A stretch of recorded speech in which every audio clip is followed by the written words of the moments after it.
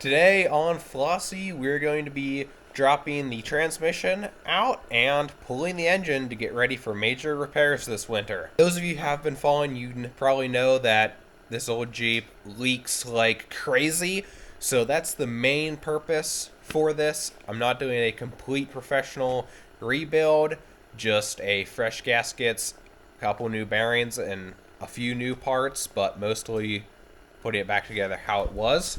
So I'm going to rebuild engine, rebuild transmission, rebuild transfer case. So those of you who don't know, this is a 56 CJ5. It has the F-head 134, a T90A, and a Dana18 transfer case in the back. It's basically going to be very similar process if you're working on a flat head in a flat fender or something. It's just a couple things different. But I've already started getting the transmission covers off. You can see everything is very easily accessible on this, which is awesome.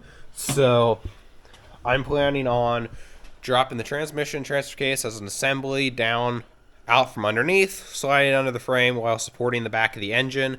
Then I'll hook a hoist and lift the engine out by itself. Should go pretty easily. I will pop off the front clip and stuff to get that out of the way, and that's actually what I'm going to start working on first, is getting as much stuff out of the way as I can.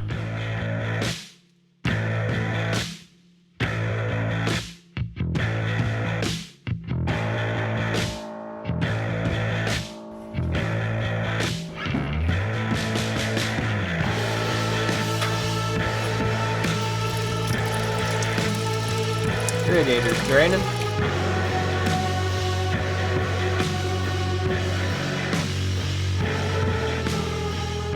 There is one bolt that you can get through inside if you reach through the spokes on the grill, and then it goes down into the front cross member of the frame. There's one bolt right there in the middle of the grill. It was completely rotted, so I had just cut it with an angle grinder, but it's out of the way, so all I have left are these supports, and this grill will come off.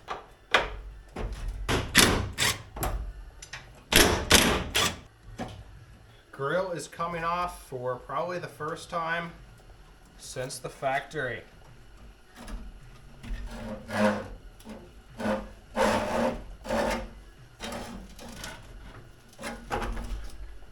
Oh yeah. Booyah! Y'all check that out. That looks funky. You can really get a sense of how far back the engine's sitting these. Quite incredible. So, right there is the, for that one bolt I was talking about I had to cut off. Hey, now I can paint that area of frame that I couldn't get to before.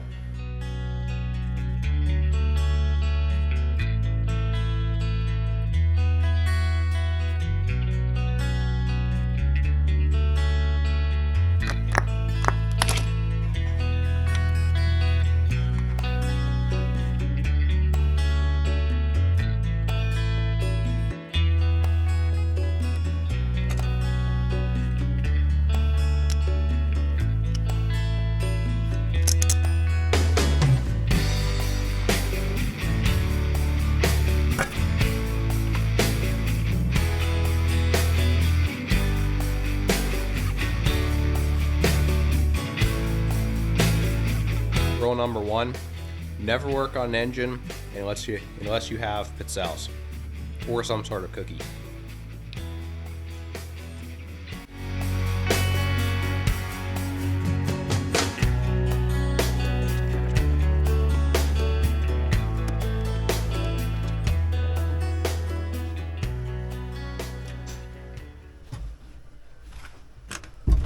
There you go.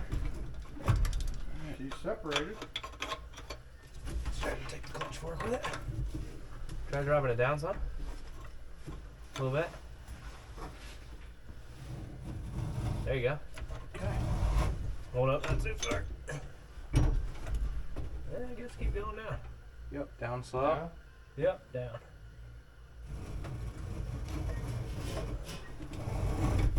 Okay.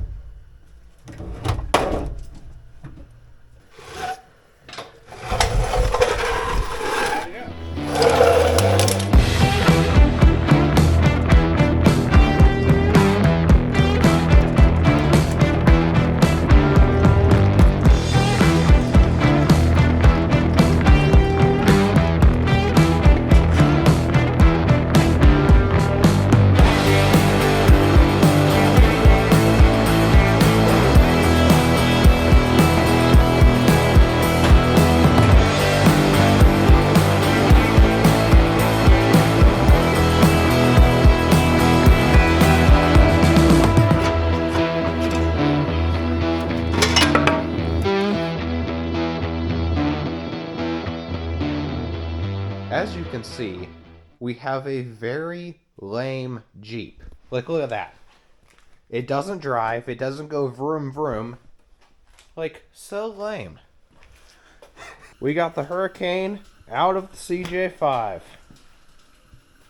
So, started out sporting the back of the engine. I ran a ratchet strap across from frame rail to frame rail and underneath back of the engine right here between oil pan and bell housing, and then put a small floor jack underneath the oil pan just as an added measure to hold the back of the engine because it's got the frontward mounts, and then ran some ratchet straps around the transmission cross member and then around the T-case. Shoved the engine hoist right in through the door. I had the plates off, and then, so the hook's about here. Took out the transmission to belt housing bolts, took out the bolts on the cross member here onto the frame, and then just lowered it right down to the floor. You do need to pop off your shifters and your shift tower before. I just have it set on, but that worked out great. And then relocated the hoist to the engine. I got some straps running down to each side of the motor plate, and then one going around the back there, same way I did to support it. So that worked great. Lifted that out and it went swimmingly. So we got transmission here. Pop off the shift tower. Shift forks actually look pretty good. There's a little bit of wear marks, but it's nothing really significant. See, that one I mean, that's not even enough to catch a fingernail. Just slightly catching right there. That's runnable. All that, it's very clean.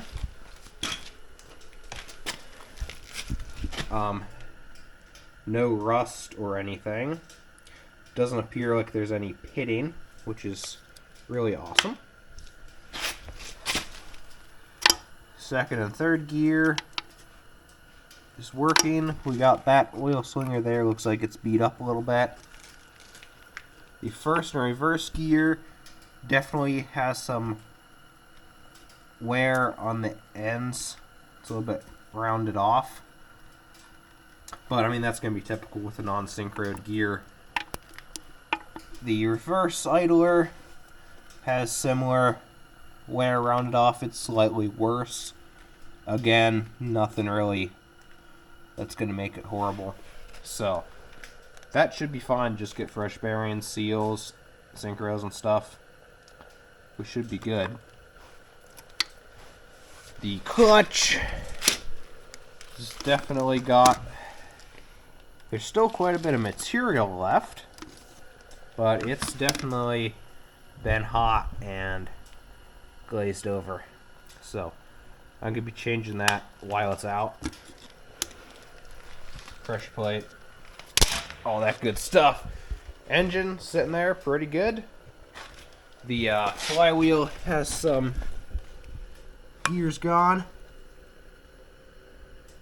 but all in all, not too many bad surprises. So basically that's removing a Hurricane T90 and Dana18 from a early CJ5. So that will probably end off today's video, and we'll crack into this engine pretty soon and try to get some fresh gaskets in there. So thanks for watching.